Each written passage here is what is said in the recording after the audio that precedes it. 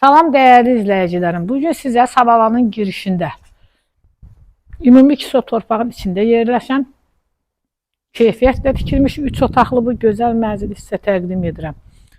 Əzizlərim, evimizin qiyməti 73.000 manatdır.